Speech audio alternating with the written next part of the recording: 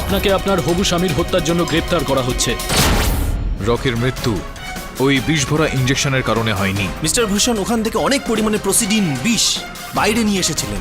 আমি factory lab থেকে ওই প্রসিডিং নিয়ে এসেছিলাম। বাবা মেয়ে মিলে রকিকে খুন করেছে ধর্মাবতার। আজ আদালতে তুই বয়ান দিয়েছিস যে তুই তোর ওই কারখানা থেকে ওই প্রসিডিং চুরি করেছিলি। আমি আদালতে যা মেনেছি তা মেনেছি, তোর কাছে লুকিয়েছি, কিন্তু তার পেছনে একটা বড় কারণ ছিল। পার্টির রাতে দীপা মাথা গরম করে আমার বন্দুক নিয়ে রকিকে মারতে গেছিল। সাহেব, ওই দীপা দিদিমণি। কি হয়েছে দীপা? উনি আপনার বন্দুক নিয়ে গেছেন রকি বাবুর সাথে দেখা করতে। উনি খুব রেগেছিলেন আর ওনার ফোনও বন্ধ। আমার দীপাকে আটকাতে হতো। আমার ভয় ছিল মাথা গরম করে এমন কিছু করে না বসে যার ফল ওকে সারা জীবন ভোগ করতে হয়।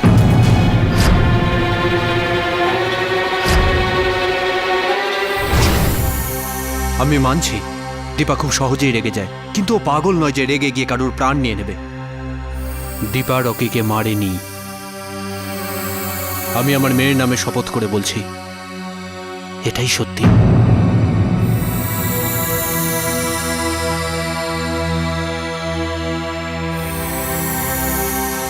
আর এমন কোনো কথা আছে কি যা তোমরা আমার কাছ থেকে লুকিয়েছো? হ্যাঁ স্যার, আরও একটি কথা যা আপনার কাছে লুকিয়েছি। সাধারণত কি হয় ধর্মাবতার, একজন পিতা তার মেয়েকে ভালো সংস্কার দেয়, ভালো শিক্ষা দেয়। ইনি অদ্ভুত ধরনের পিতা। ইনি ওনার মেয়েকে কি দিলেন? বিষ, তাও আবার কাউকে মারার জন্য। আমার মেয়ে নিরপরাধ। আচ্ছা, আপনার মেয়ে নিরাপরাধ, আপনিও নিরাপরাধ, তাহলে অপরাধীকে আমি।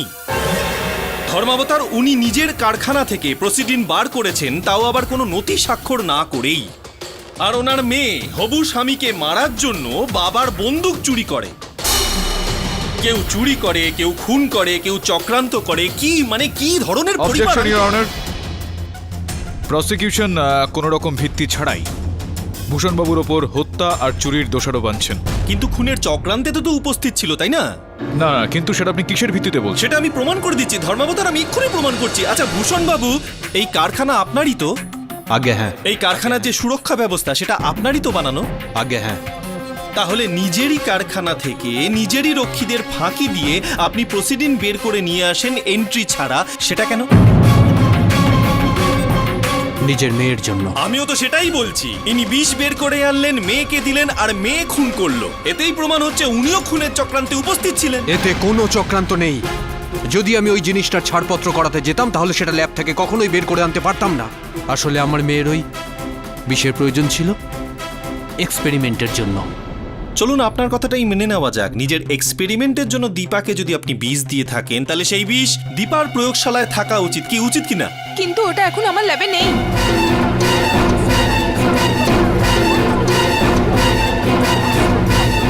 দয়া করে এটা বলবেন না যে বিষটা কেউ চুরি করে নিয়েছে, প্লিজ না। আপনি বিশ্বাস করুন, রকির মৃত্যুর পর ওই বিষ আর পাওয়া যাচ্ছে না। আমি সব জায়গায় খোঁজার চেষ্টা করেছি, কোথাও পাইনি। I am not surprised. ধর্মাবতার প্রমাণ লোপাট করে দেওয়া তো ওনার পুরনো অভ্যাস। পয়েন্ট নোট করবেন ধর্মাবতার, যে প্রসিডিন নামক যে বিষ আছে তার সম্বন্ধে শুধু বাবার মেয়েই জানতো। যখন তৃতীয় ব্যক্তি সেটা জানতোই না, তাহলে সে কি করে চুরি করবে? আমরা ছাড়া রকিও সেটা জানতো। পাঠকবাবু, আমি তো বোকা বনে গেলাম। আমি একটি হাঁদারাম। মোকদ্দমা তো শেষ হয়ে গেল। রকি বিষের ব্যাপার সম্বন্ধে জানতো, রকি বিষ চুরি করলো, তারপর অপেক্ষা করলো জন্মদিনের পার্টি অবধি, তারপর ইঞ্জেকশনে বিষ ভরে নিজেই সুইসাইড করলো, তাই তো? ধর্মাবতার এই বাবা মেয়ে দুজনেই মিথ্যেবাদী। Objection your honour. প্রসিকিউশন আমার মক্কেল আর তার বাবার ওপর ব্যক্তিগত আক্রমণ করছে। আচ্ছা, এনারা দুজনে বিষ চুরি করবেন, কাউকে খুনের চক্রান্ত করবেন, খুনও করবেন, আর আমি এদের কি করব? পুজো করব? না, যদি আপনি এটা প্রমাণ করে দেন যে আমার মক্কেল খুন করেছেন, তাহলে আমি আপনার পুজো করব। চলুন ঠিক আছে, এবার কিন্তু তাহলে পুজোর থালা একেবারে সাজিয়ে রাখবেন। কিন্তু তার আগে আমি আপনাকে একটা সুযোগ দিতে চাই আপনার মক্কেলকে নিরাপরাধ প্রমাণ করার জন্য। প্লিজ করুন না প্লিজ। ঘন্টা প্রমাণ করবেন আপনি। ধর্মাবতার মোকদ্দমা শেষ হয়ে গেছে, এটা প্রমাণিত হয়ে গেছে, আমি প্রমাণ করে দেব। কারণ এনার যে মক্কেল আছে উনি দুটো অস্ত্র নিয়ে গেছিলেন রকিকে হত্যা করার জন্য। প্রথমে তো বিষ, তারপরে ওই বন্দুক। না, বুঝিয়ে বলুন না। যদি কোনো ব্যক্তি কাউকে হত্যা লাইসেন্সড বন্দুক দিয়ে করতে চান, তাহলে সে নিজের সঙ্গে বিষ নিয়ে কেন ঘুরবে? না, প্ল্যান এ যদি ফেল হয়ে যায় তাহলে প্ল্যান বি। আচ্ছা, পাঠক বাবু, আপনার থেকেই শিখেছি আমি যে কারণ ছাড়া বক্তব্য পেশ করতে নেই। ছাড়ুন সেসব। আচ্ছা, আপনি সেই ব্যক্তির খোঁজ করবেন বলেছিলেন, যে ব্যক্তি পিছু করছিল, কে ছিল, কিছু জানতে পারলেন কে ছিল? আমার মনে হয় না উনি কিছু জানতে পারবেন, কারণ ধর্মকথার এমনিতেই। বাবু, কথায় আছে যে কোনো ব্যক্তি কতটা বুদ্ধিমান সেটা বেশি কথা বললে নয়, ঠিকঠাক কথা বলাতে বোঝা যায়, বুঝলেন? ইয়র অনার, যে ব্যক্তি রকিকে অনুসরণ করেছিল তার খোঁজ পাওয়া গিয়েছে। সে আসলে একজন গোয়েন্দা, প্রাইভেট ডিটেকটিভ। দীপার সন্দেহ ছিল রকির ওপর, যে কারণে উনি ওই গোয়েন্দাকে দিয়ে ওকে অনুসরণ করিয়েছিলেন।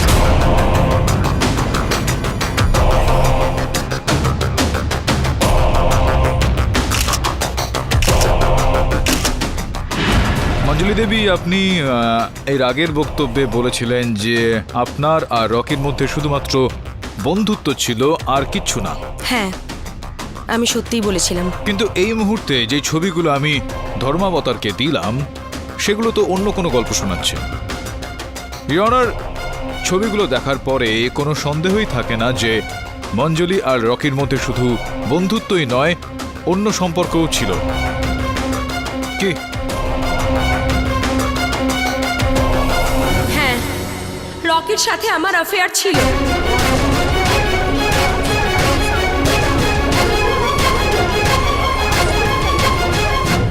এই মহিলা আমার জীবনটা ছাড়খাড় করে দিয়েছে। তুই রকিকে আমার কাছ থেকে ছিনিয়ে নিতে চাইছিলি না? রকি তো আর নেই। এবার তো আমি তোকে ছাড়বো না, তোকে মেরেই ফেলবো। তোকে আমি ছাড়বো না, তোকে মেরেই ফেলবো আমি। তুই মেরেছিস না আমার রকিকে, তোকে আমি জানি মেরে ফেলবো। ওই আমার রকিকে মেরেছে, ওই খুন করেছে, ওকে আমি ছাড়বো না। ওই আমার রকিকে ওকে আমি ছাড়বো দীপা, না। শান্ত হয়ে যাও দীপা, ওকে আমি শান্ত মেরেই হয়ে যাও ফেলবো। দীপা। দীপা, দীপা, শোনা না, জল।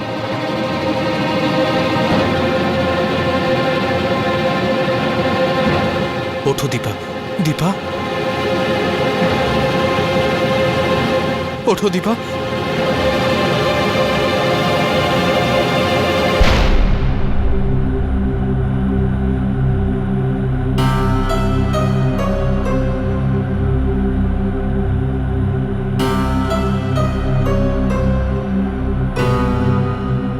দীপা, তোমার যদি শরীর ভালো না থাকে তাহলে আমি না আদালতের কেডি কাছে। স্যার, আমি ঠিক আছি, কিন্তু এখন তো সবকিছু শেষ।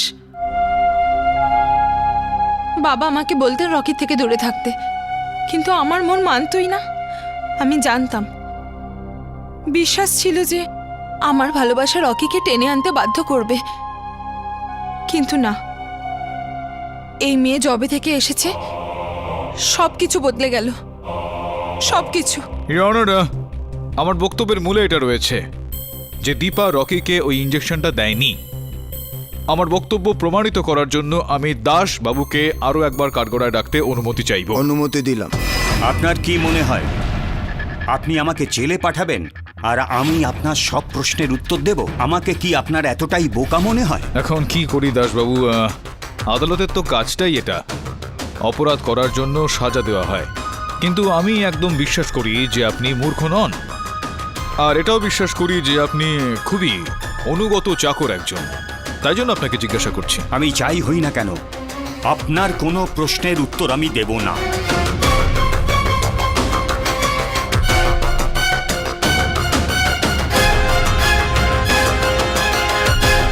দাসবাবু, আপনি রকিকে নিজের হাতে, নিজের কোলে পিঠে করে নিয়ে বড় করেছেন, মানুষ করেছেন। আপনি কি এটা জানতে চাইছেন না যে ওর আসল হত্যাকারী কে? আপনি ওর আত্মার শান্তি কামনা করেন না? ওর আত্মা যে ঘুরে বেড়াচ্ছে, যতক্ষণ না জানতে পারছে তার খুনি কে, ততক্ষণ এইভাবে ওর আত্মা ঘুরে ফিরে বেড়াবে। দাসবাবু, একটু ভেবে দেখুন। আমি এটা তো ঠিক বলতে পারবো না যে ইঞ্জেকশন কে দিয়েছিল, কিন্তু এটা নিশ্চয়ই বলতে পারি যে ওর হাতে একটা সোনার চকচকে ঘড়ি ছিল।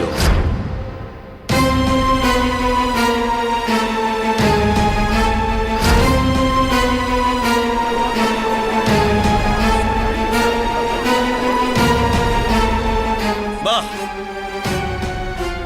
পাঠকবাবু, আমার স্মৃতিশক্তি বলছে আপনি হয়তো আগে কোর্টে প্রমাণ করেছিলেন যে দাসবাবুর রাতকানা রোগ আছে। কোর্টে আলো টালো কম করে দিয়েছিলেন, আর এটা প্রমাণ করেছিলেন যে উনি অন্ধকারে কম দেখেন। তাই শিখছেন তাই আপনি, আমি- এই তো জয়সওয়াল, শিখছেন। দাসবাবু, প্রসিকিউশনের প্রশ্ন কিন্তু যুক্তিযুক্ত।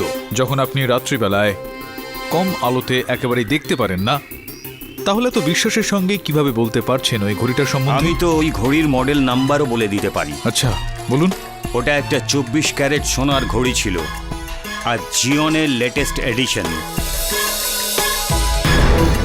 আর কিছু জানতে চান আপনি? এতটা বিশ্বাসের সঙ্গে কিভাবে বলছেন আপনি? ওই ঘড়ি আমার মনে গেঁথে থাকা সেই কাঁটার মতো, যার ক্ষত সব সময় তাজা থাকে। কেন? দীপা ম্যাডাম ওই ঘড়ি চুরি যাওয়ার অপবাদে আমাকে অপমান করেছিল। সেই অপমান আমি কি করে ভুলতে পারি? ভেরি গুড, এত কিছু মনে আছে। এবার দাসবাবু এটাও বলে দিন, ওই চকচকে ঘড়িটা কে পড়েছিল, বলুন না। একটা কথা আছে স্যার, আমি আপনাকে কিছু জানাতে চাই। ওই ঘড়িটা তো পার্টির দিন নমিতা পড়েছিল।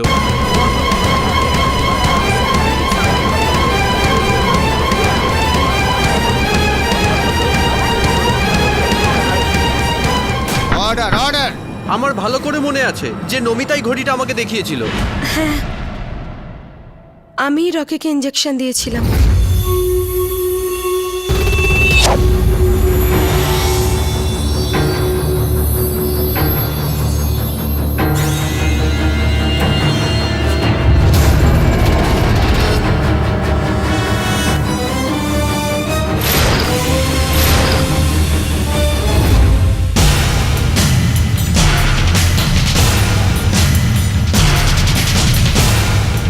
আমি নার্সিংয়ে ট্রেনিং নিয়েছি, তাই আমি ইঞ্জেকশন দিতে জানি। কিন্তু আমি তো ওকে ওষুধের ইঞ্জেকশন দিয়েছিলাম, বিষের ইঞ্জেকশন আমি দিইনি ওকে। না, সেটা তো পরে গিয়ে জানতে পারা যাবে। তবে ওই যে ইঞ্জেকশন সিরিঞ্জ, যেটা আপনি ইঞ্জেকশন দিয়েছিলেন, সেটা কোথায়? সেটাকে তো আমি জ্বালিয়ে দিয়েছিলাম। প্রথমে তো আমি সেটা ডাস্টবিনে ফেলেছিলাম, কিন্তু কিন্তু আমি যখন দেখলাম যে রকি কেক কাটার পরেই অজ্ঞান হয়ে গেল, আমি খুব ভয় পেয়ে গিয়েছিলাম। তাই আমি চুপচাপ কাউকে কিছু না জানিয়ে ওই সিরিঞ্জটা ডাস্টবিন থেকে তুলে আমার ব্যাগে রেখে দিই।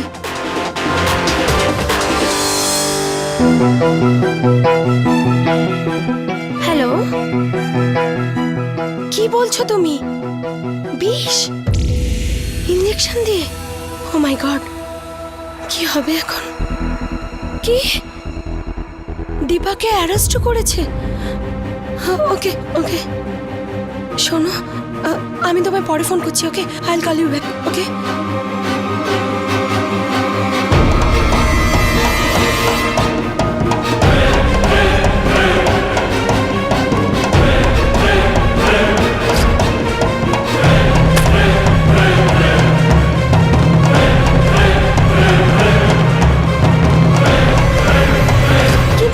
কিন্তু আমি রকিকে মারিনি। আরে আমি তো ওকে ইঞ্জেকশনও দিতে চাইছিলাম না। আচ্ছা, দিতে চাইছিলেন না আপনি, তবুও আপনি দিলেন। এরকমটা কেন করলেন আপনি? কেন না, ও আমাকে বলেছিল এটা করার জন্য। না, ও কে এখানে? উনি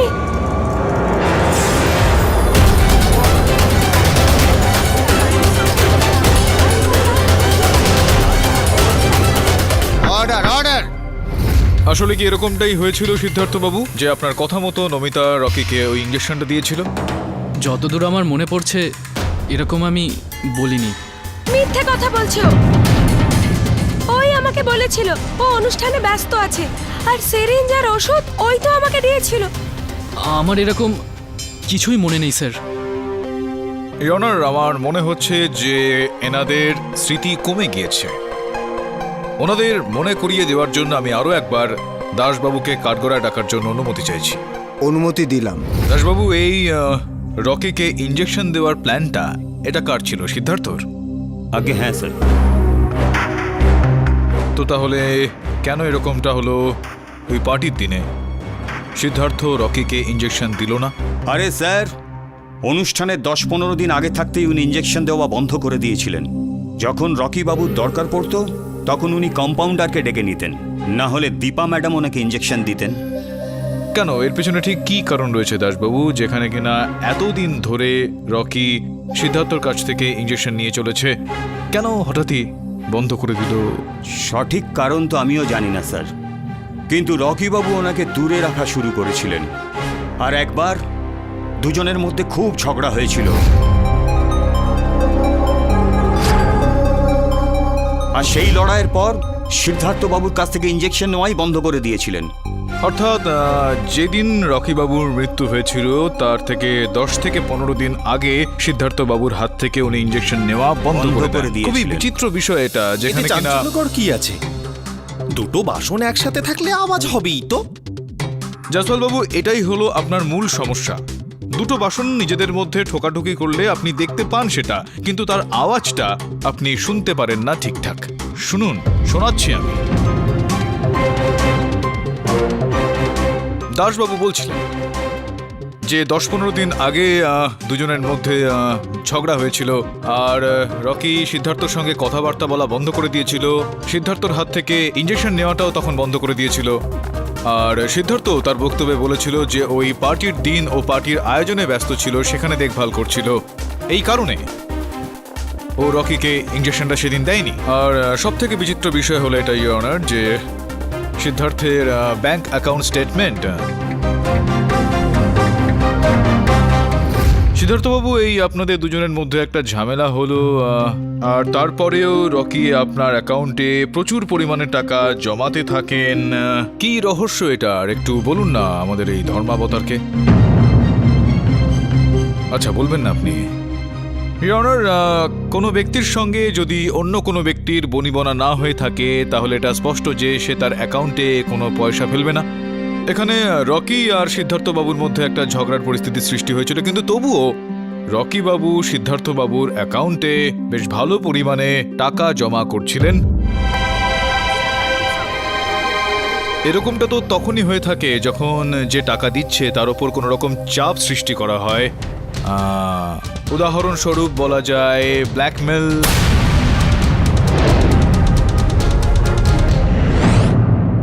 দেখুন সিদ্ধার্থবাবু, আমি আপনার ওপর দোষারোপ এনেছি। এবার আপনি যদি এরকমভাবে চুপ থাকেন তাহলে আদালত এটা মেনে নেবে যে আপনি আপনার দোষ স্বীকার করে নিচ্ছেন। আর যদি আপনার এই অপরাধকে আপনি মেনে না নেন তো দাবের সাহেব আপনাকে রিমান্ডে নিয়ে নেবেন। আর কি করতে চাইবেন এখন আপনি? ওর মতো নোংরা লোকের কাছ থেকে যদি আমি কিছু টাকা নিয়েই থাকি তাতে কি এমন হয়ে গেছে? রকি মডেলদের কাজ দেওয়ার নাম করে ওদেরকে এক্সপ্লয়েট করতো।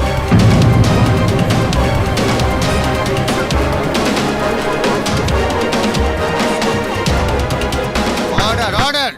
এই যে কাজগুলো করতো রকি, সেগুলোর কোনো প্রমাণ হয়তো রয়েছে আপনার কাছে। আপনি রকিকে ওই প্রমাণগুলোর সাহায্যে বদনাম করতে চাইছিলেন, সেই কারণে রকি আপনাকে এই টাকাগুলো দিয়ে যাচ্ছিল।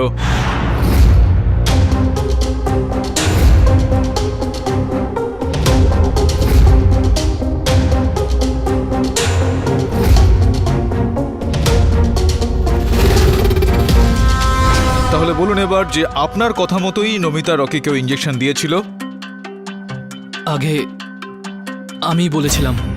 পাঠকবাবু, সরি আই এম সরি আপনাকে ডিস্টার্ব করছি। আপনি ওই সোনার ডিম দেওয়া হাঁসের গল্পটা তো শুনেছেন না? আগে হ্যাঁ শুনেছি। ও যদি রকির কাছ থেকে টাকা নিচ্ছিল তাহলে রকিকে কেন মারবে? আমি এই কথাটা বলিনি যে ইনি রকিকে মেরেছেন। যাই হোক, আপনি রকিকে মারেননি, কিন্তু আপনি এবার আদালতকে সেই মহিলার নাম বলবেন যেই মহিলাকে রকি নির্যাতন করত। বলুন না।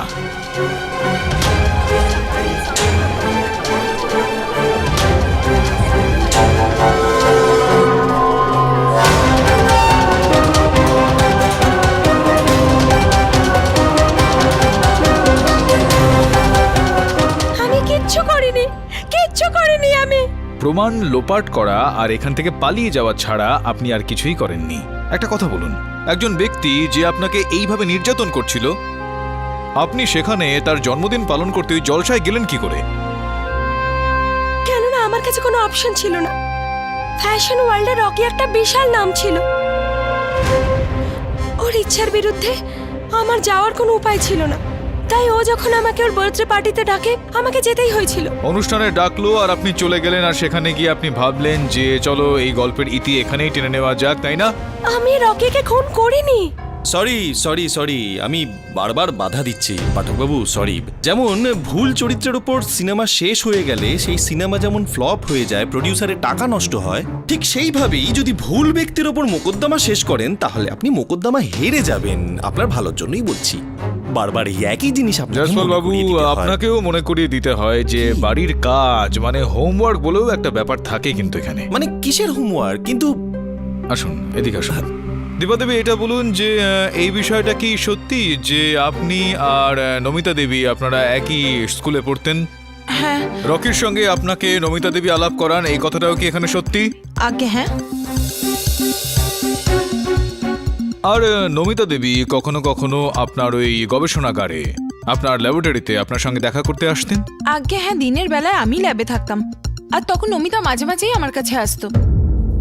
আর আপনি যেই রিসার্চ করছিলেন, আপনার এই রিসার্চের ফল আপনি যেই কাগজের মধ্যে লিখে রাখতেন, সেটা ওখানে এমনিভাবেই রাখা থাকতো, যে কেউ সেটা পড়ে ফেলতে পারতো।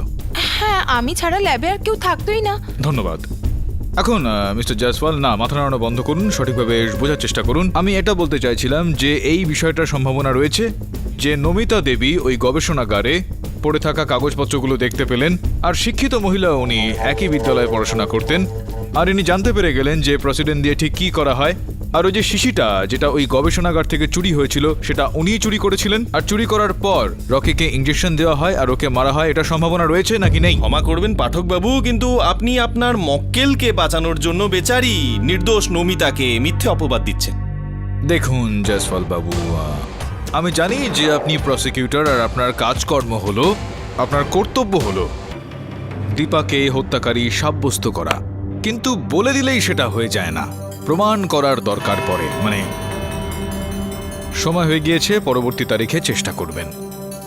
আদালত আগামী তারিখ অবধি স্থগিত রাখা হলো।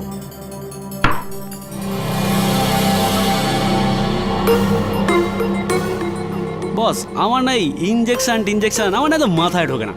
আরে কাউকে বিষ দিয়ে মারতে হলে খাবারে মিশিয়ে মার না। আমার না বস এটাই মনে হচ্ছে যে ওই লোকটা খাবারেই বিষ মিশিয়ে রেখেছিল। হ্যাঁ, কিন্তু বিষটা পেটে ছিল না, রক্তে ছিল। ভগবান, লাইট চলে গেল। আমি নিয়ে আসছি মোমবাতি। আমি আনছি। আরে আমি আনছি না। আরে আমি বস, আমার না এই মেয়ে ছেলে একদম পছন্দ না, কাজে রাখবেন না তো। আচ্ছা, মেয়ে পছন্দ করিস না তুই?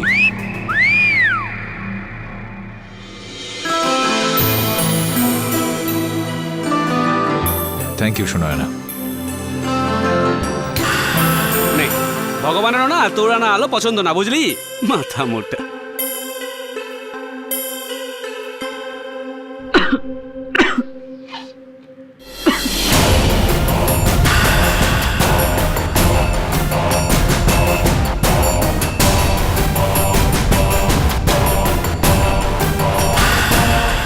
আচ্ছা, এবার বুঝতে পারলাম রকির রক্তে ওই বিষ পৌঁছলো কি করে।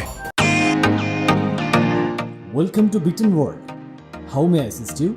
নতুন ফ্ল্যাটের জন্য একটা স্ট্যান্ড ফ্যান আর কুলার নেব। এই পচা গরম থেকে একটু স্বস্তি চাই। বাজার চলতে সব ব্র্যান্ড আর ভরসাযোগ্য নয়। তার জন্য তো আমাদের ফ্যান আছে, all purpose bullet table fan, ceiling fan. আমাদের সিলিং ফ্যান কিন্তু 30 মাসের ওয়ারেন্টি সহ পাওয়া যায়। আছে ফারাটা 2 বছরের ওয়ারেন্টি, 17 থেকে 20 মিটার এয়ার ফ্লো, মধ্যবিত্তের সাধ্যের মধ্যে একমাত্র ভরসাযোগ্য ব্র্যান্ড বিটেন। আমাদের কুলারের কিন্তু অনেক range, 45 litres, 50 litres, 70 litres, 90 litres, 110 litres. Honeycomb সহযোগে বিটেনের সব কুলারের ওয়ারেন্টি 1 বছর। চেনা হাওয়ায় অচেনা অনুভূতির জন্য একমাত্র আদর্শ বিটেন। গরমে স্বস্তি পেতে বিটেনের ফ্যান হোক বা কুলার, আজই আনুন বাড়িতে। Beaten, digitally yours.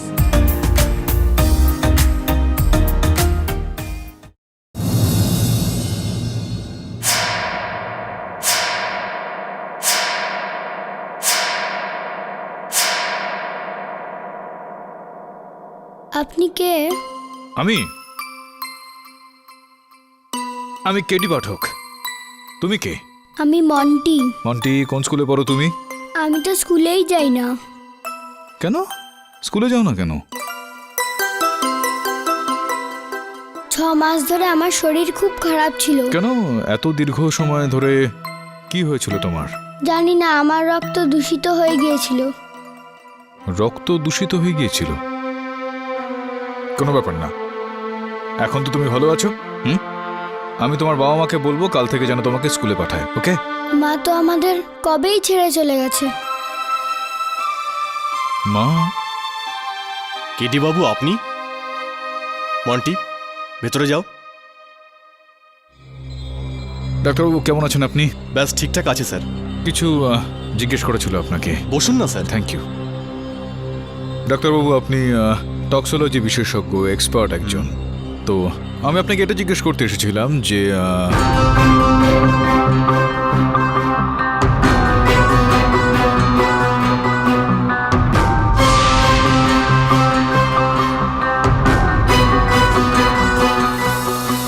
ইয়নার ইঞ্জেকশনের মাধ্যমে দেওয়া বিষের কারণে রকির মৃত্যু হয়নি, এই বিষয়টা আদালতে প্রমাণ করার জন্য আমি এই ভিডিওটা দেখাতে চাইব। দেখানো হোক। ধন্যবাদ ইওর অনার। সরি, কিন্তু এই ভিডিওটাতে কি আছে? হত্যার রহস্য জয়সওয়াল বাবু।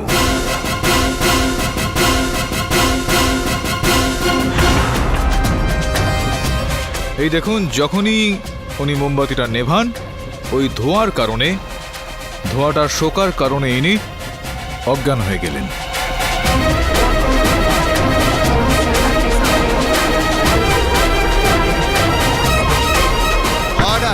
What nonsense! কিন্তু হ্যাঁ, ঠিক বলছেন আপনি। ধোঁয়া থেকে কোনো ব্যক্তির মৃত্যু হতে পারে না, কিন্তু ধোঁয়া যদি প্রসিডিন বিষের কারণে উঠে থাকে আর সেই ধোঁয়াটাকে কেউ শোকে, তাহলে তো ওই ব্যক্তির মৃত্যুর যথেষ্ট কারণ রয়েছে।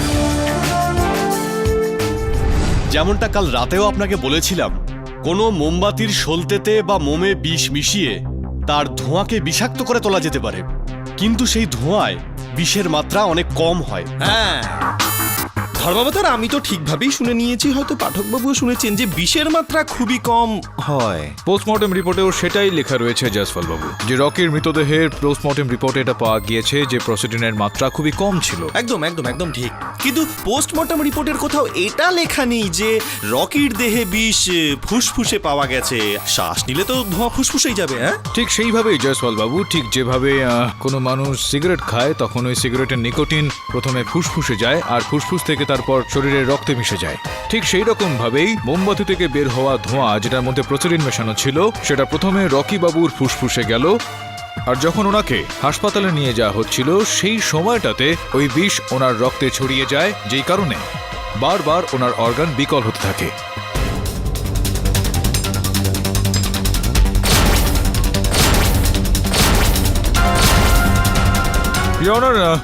তীর একেবারেই ঠিকঠাক নিশানায় গিয়ে লেগেছে। এই হলো সেই মোমবাতি যেটা রকির জন্মদিনে ওর কেকের উপর লাগানো হয়েছিল, আর এই হলো সেটার ফরেন্সিক রিপোর্ট। ইওনার এখন প্রশ্ন এটাই উঠছে যে রকির জন্মদিনের কেকে এই মোমবাতিটা কে লাগিয়েছিল? আমি যদি ঠিক বুঝে থাকি তাহলে আপনি এটাই বলতে চাইছেন যে এই মোমবাতি খুনের অস্ত্র। এখন ফরেন্সিক রিপোর্টের পর এই প্রশ্নটা করাটা কি খুব আবশ্যক? ভুল হয়ে গেছে, কারণ হচ্ছে আমি সঠিক প্রশ্ন করছি আপনাকে। দয়া করে বলবেন এই মোমবাতিটা আপনি কোথা থেকে পেলেন? এটা আমাকে দাসবাবু দিয়েছে। ইওনার, দাসবাবু আসলে একজন অনুগত সেবক। প্রত্যেক বছর রকির জন্মদিনের মোমবাতি উনি নিজের কাছেই রাখতেন স্মৃতির স্মারক হিসেবে। যেরকমটা আমি বলছিলাম ইওনার, প্রশ্ন এটা উঠছে যে ওই মোমবাতি রকির বার্থডে কেকে কে রেখেছিল? এর উত্তর আমার কাছে আছে। আচ্ছা, হ্যাঁ, না আমার কাছে না, আপনার মক্কেলের কাছে আছে। কিন্তু আমি তো নর্মাল বার্থডে ক্যান্ডেল কিনেছিলাম। ঠিক, আপনি তো সাধারণ মোমবাতি কিনেছিলেন, তারপর তাকে অসাধারণ বানিয়ে দিয়েছিলেন ওই প্রসিডিন ঢেলে। তারপর সেটাকে কেকের উপর রাখা হলো, তারপর মোমবাতি জ্বালানো হলো, ফু দিল, ধোঁয়া বেরোলো, আমরা তো দেখলাম সবকিছু, ভিডিওতে তো দেখলাম সবকিছু। সেই জন্যই মৃত্যু হয়েছে। আপনিই করেছেন সবকিছু, চক্রান্ত করেছেন রকিকে মারবার। আমি নর্মাল ক্যান্ডেল লাগিয়েছিলাম, হতেই পারে কেউ বদলে দিয়েছে। না, কিচ্ছু বদলায়নি, সব সেম টু সেম। এমনকি পাঠকবাবু খুনিও সেম, শুধু ধর্মাবতার খুনের অস্ত্র পরিবর্তন হয়েছে, কিন্তু সমস্ত প্রমাণ, সমস্ত সাক্ষ্য এনার দিকে ইঙ্গিত করছে যে ইনিই রকিকে হত্যা করেছেন। She is a murderer.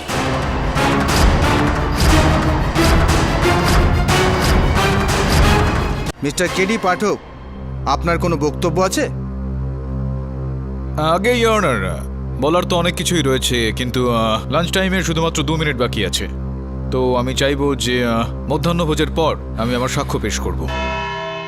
Sir, আমি সত্যি কথা বলছি, আমি বাবার বন্দুক নিয়ে গেছিলাম ঠিকই, কিন্তু তারপর আমার আর রকির মধ্যে সবকিছু ঠিক হয়ে যায়। পরে রকির ওপর আমার রাগও কমে যায়। দীপা, অন্তত আমার জন্মদিনে এভাবে রাগ করে থেকো না। আমার জন্মদিনে একটা উপহার চাই তোমার কাছ থেকে। কি? তোমার এই সুন্দর হাসি। রকি আমাকে কেক শপ থেকে ক্যান্ডেল আনতে বলেছিল, কারণ কেক অলরেডি বাড়িতেই ছিল। আর আমি ক্যান্ডেল আনতে গেছিলাম, আর ওখান থেকে সোজা বার্থডে পার্টি। কিন্তু বার্থডে পার্টিতে আমি দেখলাম যে রকি অনেক মেয়ের সাথে ঘনিষ্ঠ হচ্ছিল। আমার খুব খারাপ লেগেছিল, তাই জন্য যাতে পার্টি খারাপ না হয় আমি এক কোণে গিয়ে দাঁড়িয়ে থাকি। সত্যি বলছো তুমি? স্যার, আমার কাছে লুকানোর মতো আর কিছু নেই, ওই বেদনা ছাড়া, যেটা রকির প্রতারণা থেকে পেয়েছি।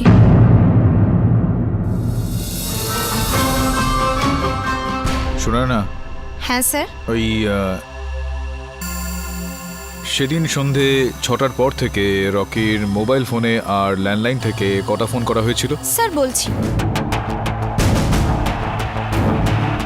স্যার রকির মোবাইল থেকে তো কোনো আউটগোয়িং কল হয়নি, কিন্তু 3টে ইনকামিং কল আছে।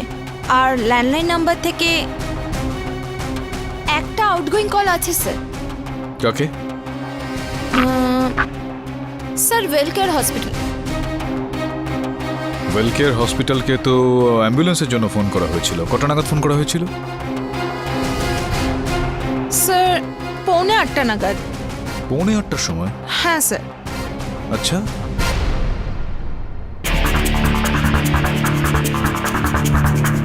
আর এখানে রকি কেক কাটছে আর পেছনে ঘড়িতে 8টা বেজে রয়েছে। যদি 8টার সময় রকি সেদিন কেক কেটে থাকে, 7:45টার সময় অ্যাম্বুলেন্স তাহলে ডাকা হয় কিভাবে?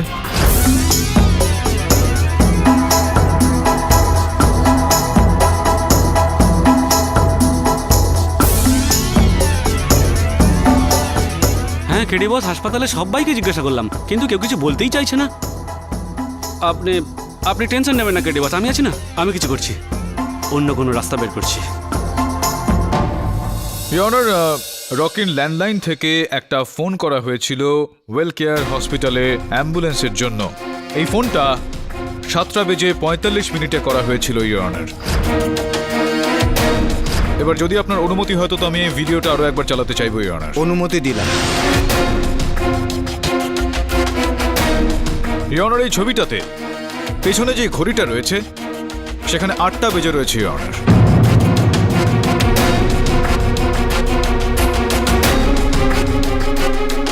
এটার অর্থ হলো এই যে যখন উনি অজ্ঞান হলেন তার ঠিক 15 মিনিট আগেই কেউ অ্যাম্বুলেন্স ডেকে নিয়েছিল, যার মানে এটা দাঁড়ায় যে ওই ব্যক্তি রকিকে বাঁচাতে চাইছিল। আচ্ছা আচ্ছা আচ্ছা আচ্ছা, তার মানে বলছেন কেউ আগে থেকেই জানতো রকিকে প্রসিডিন নামক বিষ দিয়ে হত্যা করতে চলেছে। সেই জন্যই তো ওই ব্যক্তি অ্যাম্বুলেন্সকে ডাকলেন। বাহ, অসাধারণ, কি যুক্তি আপনার! কিন্তু এনার যুক্তি আমার মাথায় ঢুকলো না। উনি জানতেন যে কেউ বিষ দিতে চলেছে, তাই উনি অ্যাম্বুলেন্স ডাকলেন, তাও তিনি খুনিকে আটকালেন না। 2+2 জসপাল বাবু। 4 পাঠক বাবু। এটার অর্থ যেটা আমি বলছি সেটা এই হলো যে আসলে যে হত্যাকারী ছিল সেই রকিকে বাঁচাবার একটা চেষ্টা করছিল। ইয়নার, এই জটটাকে শুধুমাত্র একজন ব্যক্তি ছাড়াতে পারেন, সেই ব্যক্তি যিনি রকির অজ্ঞান হয়ে যাওয়ার পর তার চিকিৎসা করেন, ডক্টর সুদর্শন মালিক, যাকে আমি কাঠগড়ায় ডাকার জন্য অনুমতি চাইব। অনুমতি দিলাম। ডক্টর সুদর্শন, কয়েকদিন আগে 3-4 মাস আগে আপনি একেবি হাসপাতালে কাজ করতেন আর ওখানে চিকিৎসা করতেন মানুষজনের। আগে হ্যাঁ। এটা কি সেই হাসপাতাল যেখানে রকিকে তার মোটরসাইকেল অ্যাক্সিডেন্টের পর ওকে নিয়ে যাওয়া হয়েছিল আর সম্ভবত আপনি ওকে চিকিৎসা করেছিলেন? আগে হ্যাঁ।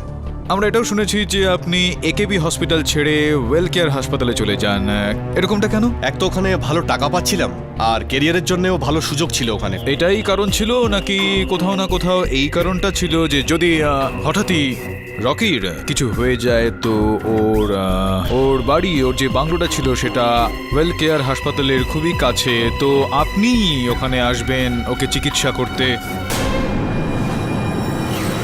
আপনি কি বলতে চাইছেন? দাঁড়ান, উৎসুক হবেন না, একদম উতলা হবেন না, বুঝিয়ে বলছি।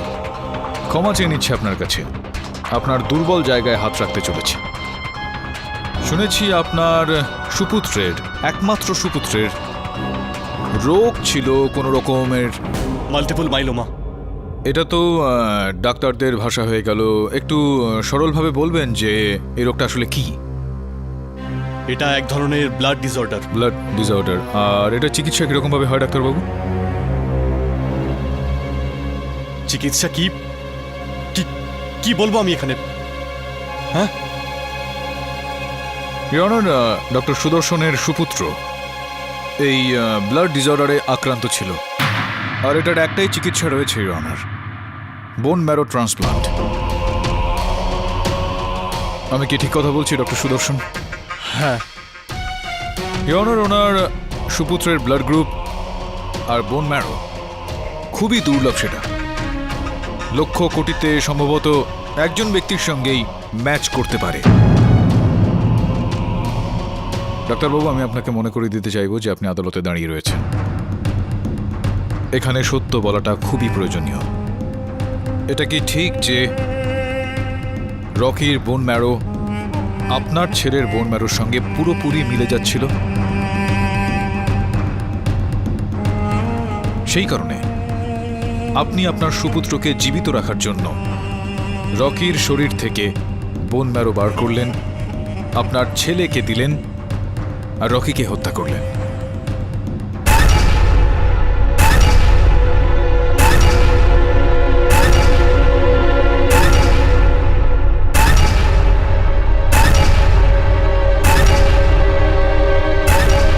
আজ থেকে প্রায় 3 মাস আগে রকির একটা বাইক দুর্ঘটনা ঘটে, আর করুণ অবস্থায় ওকে আমার কাছে নিয়ে আসা হয়। তখন ডক্টর সুদর্শন জানতে পারলেন যে রকির বোন ম্যারো ওনার সুপুত্র মন্টির বোন ম্যারোর সঙ্গে হুবহু মিলে যায়। সুস্থ হওয়ার পরে আমি রকিকে অনুরোধ করি, ওর কাছে হাত জোড় করি, প্লিজ স্যার আমার ছেলের কথা একটু ভাবুন।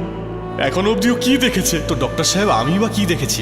স্যার, আপনি বোন ম্যারো ডোনেট করলে আপনার তো কিছুই হবে না, কিন্তু আমার ছেলের জীবনটা বাঁচবে। আপনি অন্য কাউকে খুঁজে নিন, আমি পারবো না। আমি আপনার কাছে হাত জোড় করছি, আপনার পায়ে ধরছি, সারা জীবন আপনার দাস হয়ে থাকবো। প্লিজ স্যার, আমার ছেলের জীবন বাঁচিয়ে দিন। শুনুন, আমি সবে অ্যাক্সিডেন্ট থেকে ভালো হয়েছি, and I'm too weak. Please sir, please.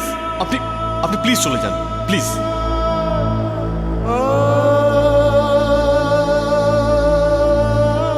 আমার ছেলের বোন ম্যারো সেই সময় খুব প্রয়োজন ছিল, আর ওই একমাত্র ডোনার ছিল। ওর বোন ম্যারোতেই আমার ছেলের জীবন বাঁচতে পারত। ইওর অনার, জন্মদিনের অনুষ্ঠানে অজ্ঞান হয়ে যাওয়ার পর রকিকে ডক্টর সুদর্শনের হাসপাতাল ওয়েলকেয়ার হাসপাতালে নিয়ে যাওয়া হয়। ডক্টর সুদর্শন শুধুমাত্র রকির শরীর থেকে বোন ম্যারো বের করে নিয়ে নিজের সুপুত্রর দেহে সেটা ট্রান্সপ্লান্ট করতে চাইছিলেন ইওর অনার, কেননা রকির শরীর খুবই দুর্বল হয়ে গিয়েছিল। ওই ট্রান্সপ্লান্টকে সহ্য করতে পারল না আর মারা গেল ইওর অনার। পোস্টমর্টেম রিপোর্টে বোন ম্যারোর বিষয়টা যাতে না আসে ইওর অনার, এই কারণে ডক্টর সুদর্শন প্রথমেই এটা বলে দিয়েছিলেন যে বিষটা ওনার সর্বশরীরে ছড়িয়ে পড়েছিল, সেই কারণে ওনার বোন ম্যারো বের করার প্রয়োজনীয়তা পড়েছিল। পাঠকবাবু, দুটো প্রশ্ন আছে।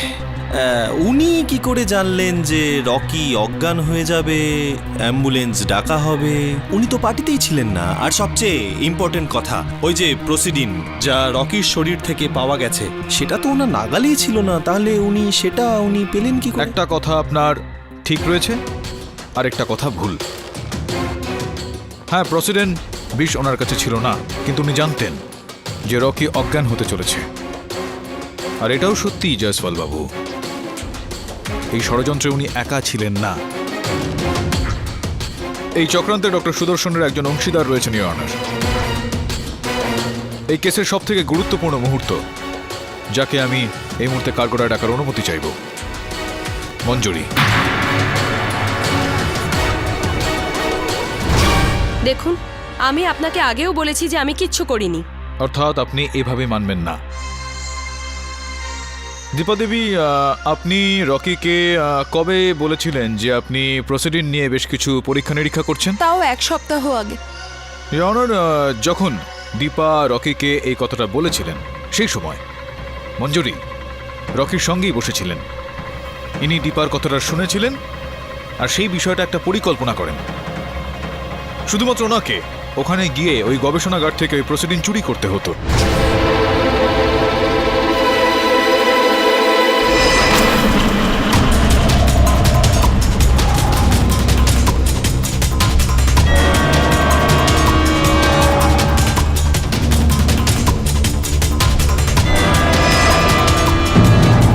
প্রসিডিং বিষটা হাতে আসতেই উনি ওই বিষটা ডক্টর সুদর্শনকে দিয়ে দিলেন।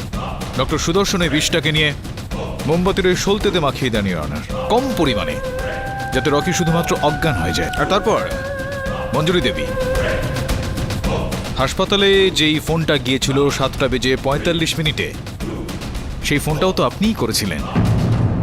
Hello, Well Care hospital. Ambulance চাই, ঠিকানাটা বলুন। Happy birthday Rocky.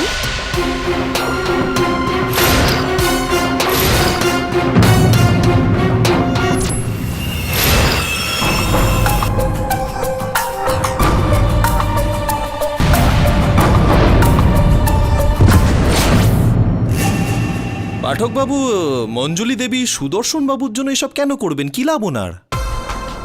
Your honour, মঞ্জুরি দেবী এই সমস্ত কাজগুলো সুদর্শন বাবুর জন্য করেননি। মঞ্জুরি দেবী এই সমস্ত কাজ নিজের সুপুত্র মন্টির প্রাণ বাঁচানোর জন্য করেছিলেন।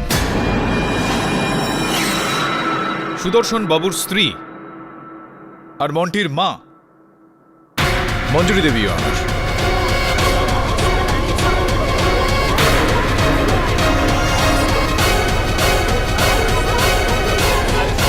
ইওর অনার, যখন ইনি জানতে পারলেন যে ওনার সুপুত্রের প্রাণ বাঁচানোর জন্য বোন ম্যারোর দরকার রয়েছে, তখনই ওনার মনে এই পরিকল্পনা তৈরি হলো।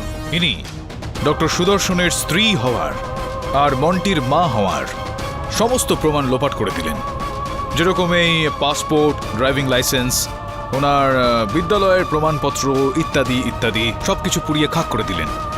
শুধুমাত্র একটা পত্র বেঁচে গেছে ইওর অনার, ডক্টর সুদর্শনের সঙ্গে ওনার বিবাহের পত্র। মঞ্জুরি দেবী, এই সব কিছু করেছেন আপনি। মডেল হয়ে রকির কাছে গিয়েছিলেন। আমি জানি একজন মায়ের কাছে তার সন্তানের জীবনের থেকে বেশি দরকারি, বেশি মূল্যবান আর কিছু হতে পারে না, কিন্তু কারোর জীবনের বিনিময়ে নিজের সন্তানের জীবন বাঁচানো, কি বলবেন এ বিষয়ে আপনি? হ্যাঁ, আমি এসব করেছি। রকি মানুষ নয়, পশু ছিল। ও 1 নম্বরের নোংরা লোক ছিল। ও শুধু মানুষকে ব্যবহার করতেই জানতো, আর কিচ্ছু জানতো না। যে কোনো মহিলার কাছে তার সবচেয়ে বড় সম্পদ তার সম্মান। আর আমি কি করলাম? ছেলের জীবন বাঁচাতে সেটাকে পর্যন্ত উৎসর্গ করে দিলাম। আমি যে কোনো মূল্যে আমার ছেলের জীবন বাঁচাতে চাইছিলাম। সেজন্য আমি রকির কাছে যাই, ওর সাথে ভালোবাসার নাটক করি।